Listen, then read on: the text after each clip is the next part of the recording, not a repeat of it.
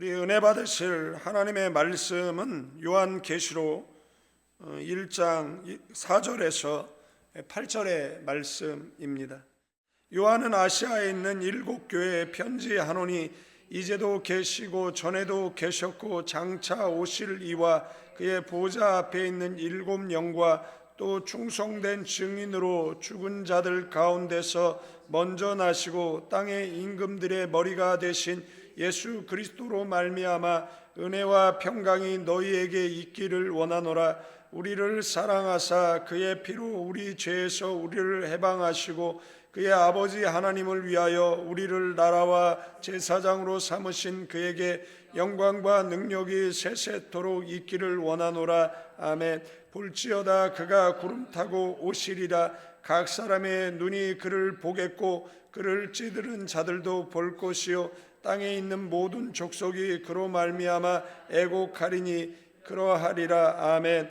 주 하나님이 이르시되 나는 알파와 오메가라. 이제도 있고 전에도 있었고 장차 올 자요 전능한 자라 하시더라. 아멘.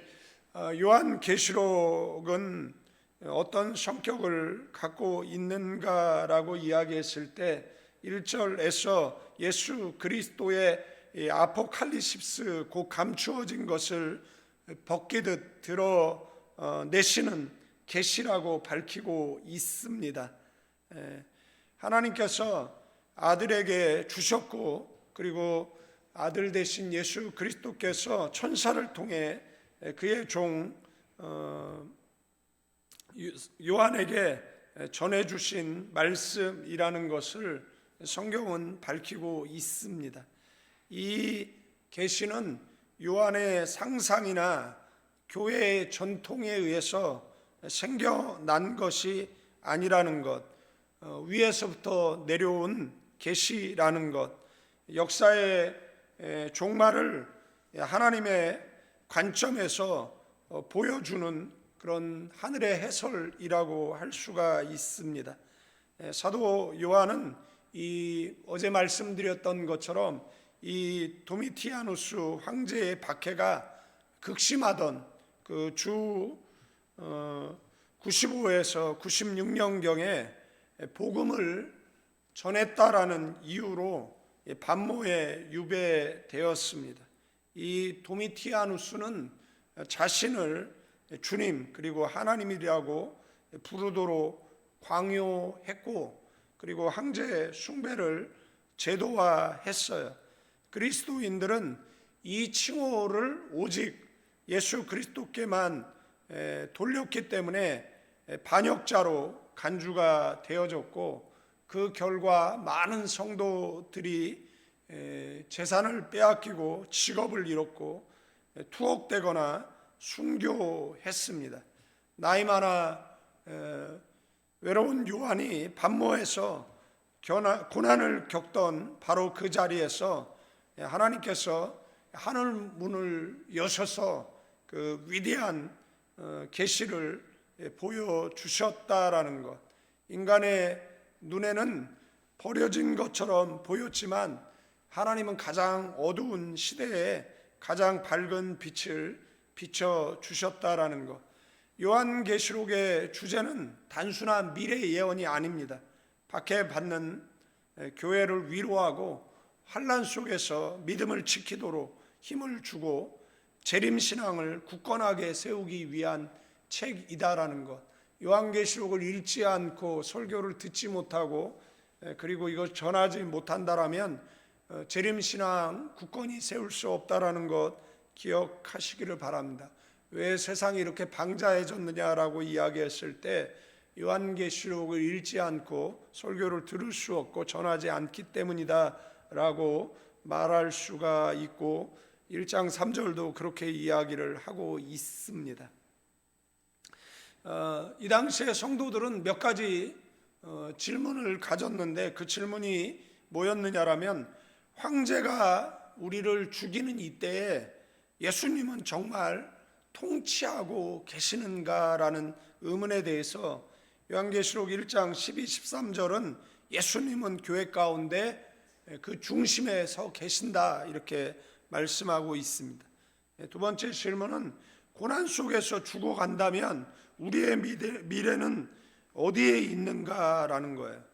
그런데 1장 18절 말씀을 통해서 예수님은 사망과 음부의 열쇠를 가지신 분이다 이렇게 밝히고 있습니다. 지금 고난이 끝날 희망이 있는가, 이 고난은 언제까지 지속되는가라는 질문에 1장 7절에 예수님은 처음과 마지막이고 반드시 다시 오신다라고 밝히고 있습니다. 우리는 무엇을 붙들어야 하는가라고 이야기했을 때 1장 3절이 기록된 말씀을 읽고 듣고 지키는 자가 복이 있다 이렇게 밝히고 있다라는 겁니다. 그래서 요한계시록의 환상들은 이 두려움의 상징이 아니라 위로의 상징이다라는 것, 7 금촛대는 어제 말씀드렸던 것처럼 교회이고 주님은 촛대들 사이에 걸으신다라는 것, 교회의 중심에 언제나 예수님 계시는 줄로 믿습니다. 그것을 성경은 선언하고 있습니다. 특별히 해석이 필요 없어요. 읽으면은 답이 그 뒤에 나와 있기 때문에 그렇습니다. 7별은 7교회의 사자들이고 그 사자들을 예수님이 오른손에 붙들고 계시다라고 말씀하고 있습니다.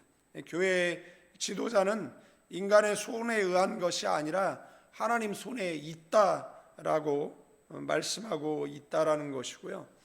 그 다음에 요한계시록에 가장 많이 나오는 이 단어가 뭐냐라고 이야기했을 때 보았다라는 겁니다. 그러니까 요한이 눈으로 본 것을 기록한 겁니다. 그 보았다라는 단어가 89회가 나오니까 정말 엄청 나오는 그런 단어라고 할 수가 있습니다. 뭐 내가 보았다, 또 내가 보니 이렇게. 그런데 이 성경에 해석할 때 반복되어지는 그 단어가 그 성경을 해석하는 키워드라고 말씀을 드렸잖아요. 그러니까 요한이 보았다라고 말하는 겁니다. 그리고 그 요한이 본 것을 우리는 말씀으로 보고 있는 줄로 믿습니다. 그 다음에 요한계시록을 해석하기 위해서는 그 4가지 그 견해들이 있어요. 첫 번째는 뭐냐면 과거적 견해죠. 이 초대교회 시대 그리고 로마 제국 내에서 이미 대부분 성취되어졌다. 그러니까 과거에 성취되어졌다라는 이 관점인데, 그런데 예수께서 말씀하신 종말의 징조 그리고 그 대환란과의 연관성을 고려해 보면 설득력이 없다라는 것이죠. 마태복음 24장에 보면 종말에 나타날 현상들에 대한 이야기가 나와 있기 때문에 뭐 과거에 다 이루어졌다, 이건 과거에 끝난 것이다라고 이야기하면 그건 또 아전인수격적 성경 해석이 된다라는 거고, 이런 견해를 따르는 사람들이 있는 것 같습니다. 그 다음에 이제 교회사적 견해가 있는데, 사도시대부터 종말까지 전체 교회 역사가 상징적으로 담겨 있다라고 보는 건데, 상징을 뭐 특정 역사에 이렇게 1대1로 연결하는 데는 좀 어려움이 있다라는 것이고요. 그 다음에 영적 해석이 있어요. 아까선 뭐 교회의 세상과 영적 싸움을 상징적으로 기록했다라는 관점인데, 뭐 중요한 통찰을 주기는 하지만 예언으로서 미래적 요소를 약화시키는 한계가 있다라는 것이고요. 그 다음에 이제 종말론적 견해가 있습니다. 예수 그리스도의 재림 직전에 실제로 일어날 그러한 사건들을 미래 예언으로 보는 그런 관점입니다.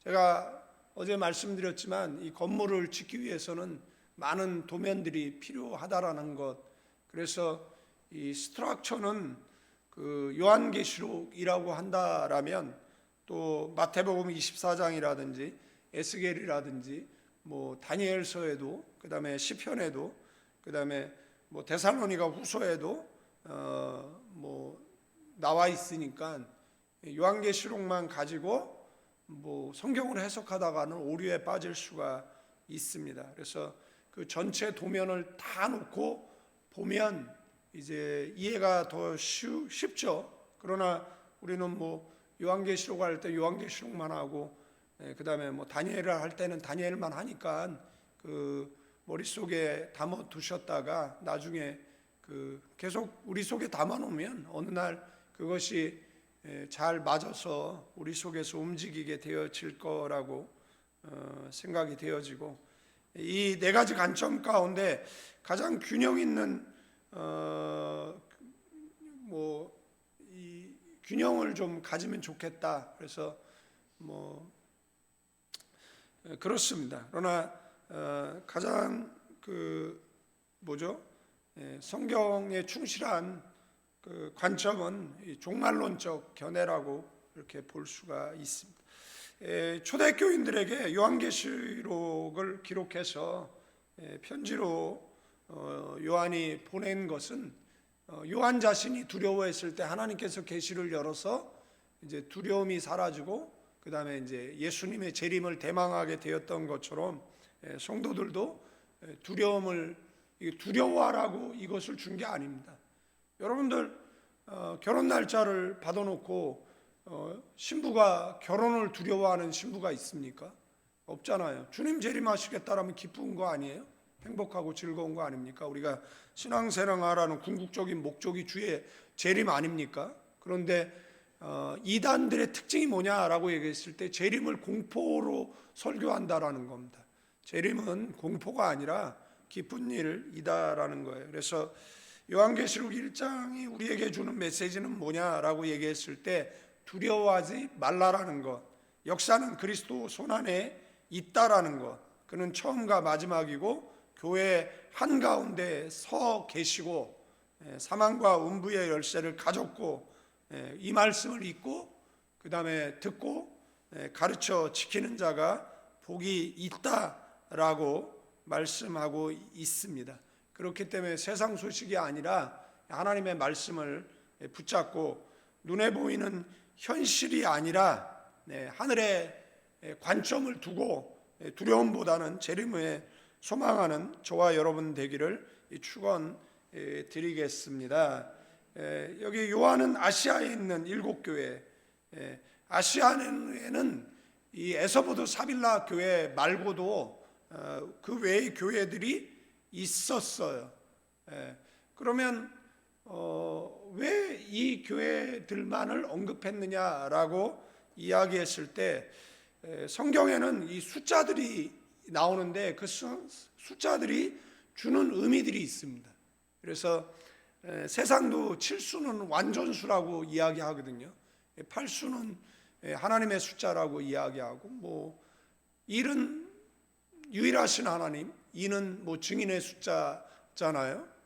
뭐 그래서 두촛대, 뭐 두감남나무, 뭐 두증인, 뭐 이런 성경에 숫자들이 나오잖아요. 뭐 3은 성부, 성자, 성령의 수고, 4는 십자가의 수죠. 동서남북의 수이기도 하고, 3 곱하기 4를 하면 10이라는 숫자가 나오게 되어지는 것이고, 그 다음에 거기에 이제 천이라는 숫자는 수를 헤아릴 수 없는 많은 숫자거든요. 그래서 각 지파에서 12,000이잖아요. 12에 1000이잖아요. 12,000인데 그거는 그래서 14만 4천은 수를 헤아릴 수 없이 많은 수죠. 뭐 과거에 그 미아리에 있던 해성교회, 지금은 교회 이름이 바뀌었죠. 쌍문동 쪽으로 가서 이름이 뭐더라? 하여간 녹산교회 이름이 바뀌었습니다. 녹산교회인데 걔네들이 이제 14만 4천, 뭐 자기 교회만 구원이 있다라고 그 유복종이라는 자가 그렇게 주장을 했었고, 지금 뭐 신천지의 그 이만희가 자기 교회만 구원이 있다, 그렇게 주장을 하죠. 그래서 14만 4천에 대해서 아전인수격적 그런 해석을 하고, 그 다음에 거기에 뭐 신도가 많다라 그러죠. 여러분들 기억하세요. 이단에 빠지는 이유는 귀신 들렸거나 아니면은 자기의 영적 성장에 게을러서 이단에 빠지는 것이고, 그들과는 이성적인 대화가 안 된다라는 거 기억하시고 축사하는 게 맞다라는 것, 그리고 불필요한 그 에너지 소비잖아요. 권면해서 듣지 않으면 이방인처럼 여기라는 성경의 권면을 따르시면 좋을 것 같아요. 그래서 모든 시대의 그 지역의 대표뿐만 아니라 모든 시대의 대표, 치르는 완전수이기 때문에 그 상징적 공동체를 이야기하고, 나중에 보시면 이 7교회가 가지고 있었던 특징의 범주 아래 모든 교인들을 그 범주 안에 집어넣을 수 있어요. 어떤 사람은 적은 능력으로 큰일 하는 사람들도 있지만, 어떤 사람은 첫사랑을 버린 사람도 있고, 어떤 사람은 이단을 받아들인 사람도 있고, 어떤 사람은 자기가 눈먼 것과 벗은 것을 모르는 사람도 있고, 어떤 사람은 신앙이 차지도 않고 덥지도 않아서 결국은 하나님이 역겨워하는 그러한 신앙인들도 있다라는 것이잖아요. 이 자리에 모인 사람들은 나중에 그 에서버드 사빌라 이 교회의 그 특징 가운데 나는 어디에 속하는가를 점검하고 신앙의 옷깃을 여미는 저와 여러분 되기를 축원드리겠습니다. 그래서 앞에서도 이제 두려워하지 말라라고 했는데, 그 교회들이 얼마나 핍박 가운데 두려움에 떨겠습니까? 그러니까 그 교회들을 위로하고 계시는 것을 보게 되고, 그 다음에 예수님을 우리가 그냥 예수님 이렇게 표현하지 않고 이제도 계시고 전에도 계시고 장차 오실 이 이렇게 표현하고 있습니다. 그러니까 예수님은 과거에도 계셨고 현재에도 계시고, 그 다음에 뭐예요? 장차에 다시 재림하실 이다라는 거죠. 이게 무슨 해석이 필요합니까? 교회 2, 3년 다니면은 예수님을 지칭한다라는 거 뻔히 알 수 있는 것이잖아요. 그것은 과거, 현재, 미래가 담겨 있잖아요. 그러니까 하나님은 시작도 끝도 없는 영원한 그런 지존자라고 말할 수가 있어요. 그러니까 이 도미티아누스 황제의 칼 아래 흔들리는 교회를 하나님은 과거에도 붙들었고 현재도 붙들고 있고 미래에도 붙들 거 있다. 그러니까 쫄지마 이런 메시지로 볼 수가 있는 거예요. 그 보좌 앞에 있는 7영. 자, 그러면은 이건 뭐죠? 7이라는 숫자에 대해서 제가 설명을 드렸잖아요. 완전수라고 말씀을 드렸잖아요. 그러니까 완전한 영, 그죠? 그러면 누구시죠? 성령 하나님을 상징하는 그 표현이라는 것을 알 수가 있습니다. 그래서 성령은 완전하고 그리고 충만한 성령님이시죠. 그래서 지혜에 있어서도 권능에 있어서도 거룩함에 있어서도 모든 면에서 완전하신 하나님이심을 상징한다라는 거예요. 그래서 전체적 내용을 보면 지금 너의 곁에 누가 있다라는 거예요? 성부 하나님, 성자 예수님, 그 다음에 성령 하나님이 함께 하신다라는 이 신학적 선언이 담겨 있는 그런 메시지라는 것이죠. 그 하나님이 하나님으로부터 무엇을 받는 거죠? 은혜와 평강을 받아야 우리의 믿음이 흔들리지 않습니다. 그러면 은혜와 평강은 누구로부터 오는 거죠? 하나님으로부터 오는 것이잖아요. 아멘. 그 은혜는 사모하는 자에게 하나님이 주시는 줄로 믿습니다. 그래서 5절에서 6절 보면 충성된 증인이라고 이야기하는데, 이 충성된 이 마르티스라는 이 단어는 이 순교자라는 의미를 가지고 있어요. 그러니까 주님은 하나님의 뜻을 죽기까지 증언하신 참된 증인이고 순교자라고 말할 수가 있다라는 거예요. 그러니까 박해 앞에 두려워하던 교회는 이 말씀을 들으면서 무엇을 깨닫습니까? 우리 주님은 먼저 죽기까지 충성하셨지. 그러므로 우리도 두려움이 없는 증인이 되어야 한다라는 것을 깨달았을 것입니다. 죽은 자들 가운데 먼저 나신 이 누구죠? 먼저 부활하신 이가 누굽니까? 예수님이잖아요.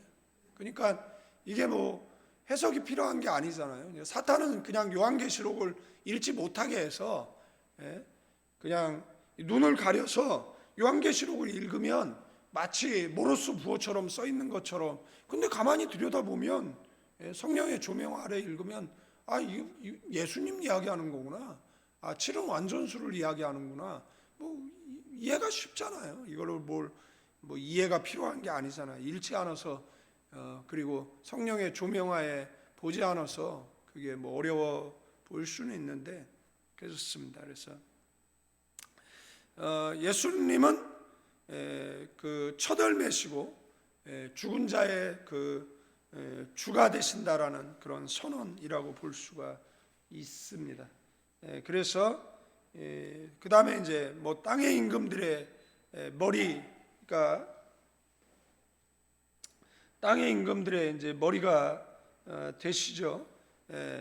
이 도미니티아누스 황제가 통치자처럼 보이지만 요한은 뭐라고 얘기합니까? 여러분들, 세상을 여당 야당이 움직이는 줄 압니까? 역사의 주관자는 하나님이세요. 그걸 기억하시길 바랍니다. 세상의 왕들이 아니다라는 거예요. 권력 건불 30년이라고 이야기하잖아요. 그리고 늘 말씀드리잖아요. 우리나라는 6.25 전쟁이 발발해가지고 공산화 되어질 때 뻔했는데 하나님께서 역사의 주관자 되셔서 김일성을 서울에 3일 묶어놨어요. 걔가 왜 3일을 서울에 있었는가? 그게 미스테리예요. 역사의 미스테리. 그 3일이 우리나라의 운명을 바꿔내거든요. 답은 알죠. 하나님께서 역사의 주관자시잖아요. 그리고 이 조선 총독부가 물러갈 때 우리 8월 15일 광복을 하잖아요. 그런데 조선 총독부가 9월 10며칠 날 이제 가거든요. 그 사이에 걔네들이 엄청난 공작을 합니다. 그래서 보복을 못했잖아요. 뭐 일본인 떠나갈 때 누가 피해를 입었습니까? 아무도. 그죠? 그들 다 배 타고 떠날 때까지 아무런 손을 못 쏟잖아요.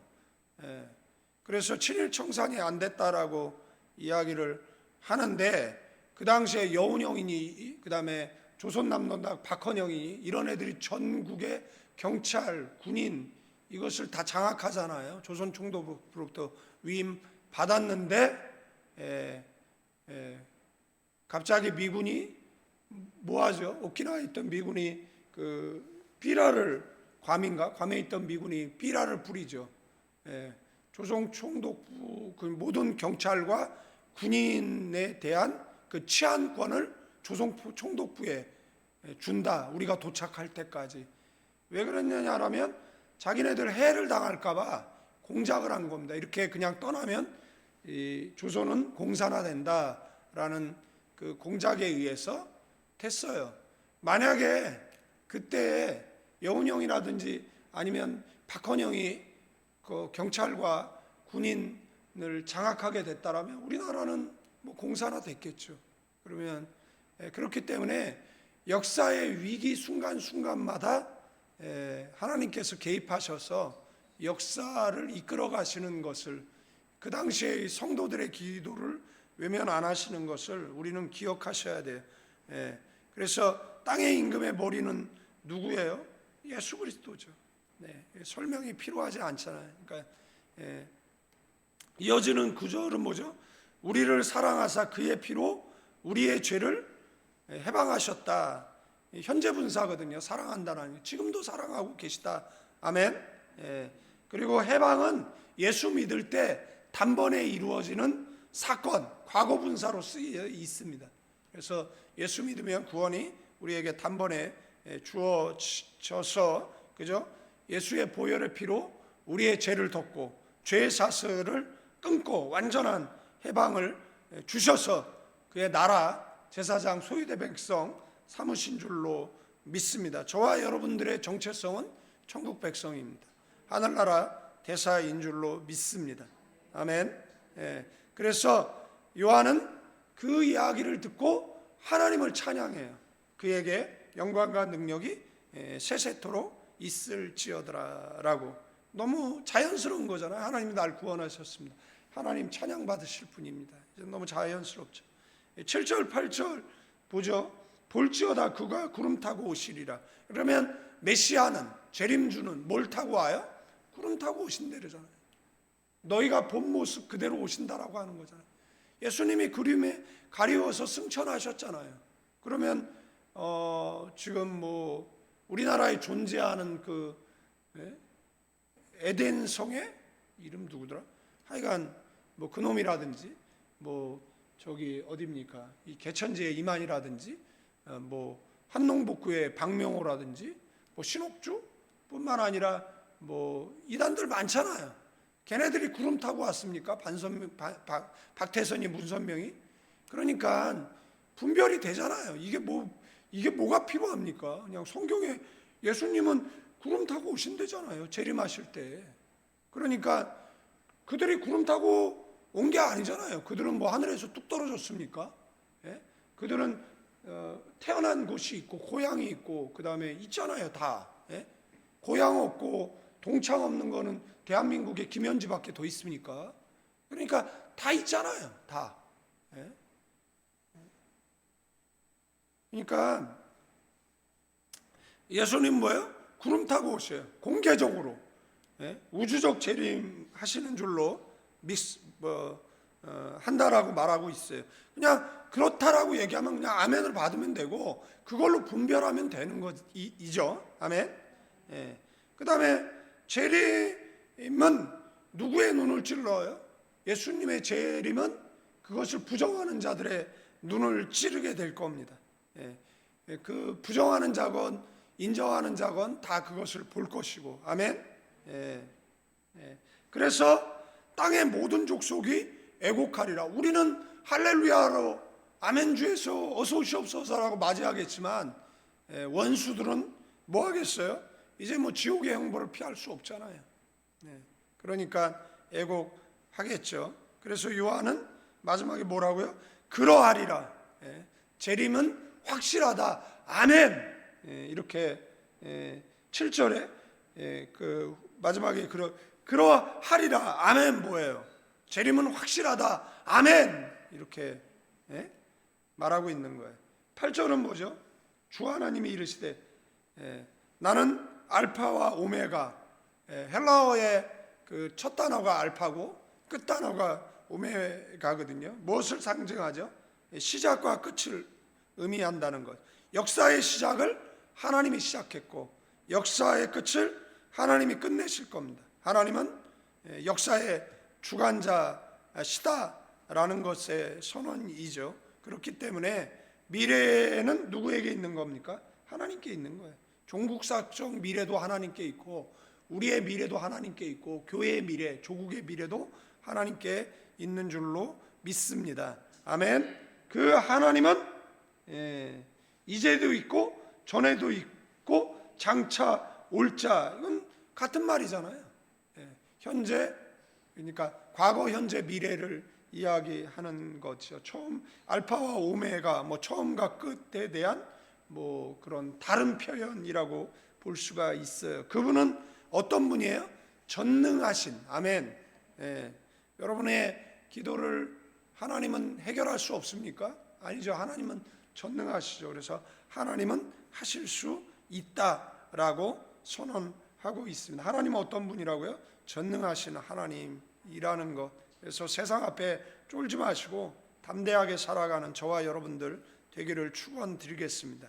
그래서 이 말씀을 통해서 우리가 붙들어야 할 세 가지 진리가 있다라면 하나님께로부터 은혜와 평강이 있습니다. 그러니까 하나님 내게 은혜를 주세요. 하나님 내게 평강을 주세요. 기도하시는 은혜와 평강이 있어야 떨지 않습니다. 흔들리지 않습니다. 아멘. 그 다음에 두 번째는 뭐죠? 우리 죄를 피로 해방하신 그리스도께 뭐 하는 거예요? 영광을 돌리는 거죠. 어떻게 영광을 돌리죠? 우리는 제사장적 삶을 살아야 되는데 그 제사장적 삶이 뭐죠? 예배하는 겁니다. 아멘. 예. 그래서 교회에서만 예배가 아니라 삶으로도 예배하는 저와 여러분 되기를 축원드리겠습니다. 세 번째는 뭐죠? 예수님 재림하신다라는 거예요. 그래서 재림의 소망을 굳게 붙들고 오늘을 어떻게 살라라는 거예요? 믿음으로 살라라는 거예요. 믿음으로 살고 있어야 주님을 온전히 맞이할 수 있잖아요. 우리는 다시 오실 주님을 기다리는, 지금 한국 교회에서 사라진 설교가 재림 설교입니다. 사탄은 재림자만 이야기라도 경기를 일으키고 프레임을 씌우잖아요. 끄떡하면은 요즘 신사도 아무나 보고 신사도 그러는 것 같아요. 이렇게 보면 누가 그러냐 그러면 등신 같은 애들이 그러더라고요.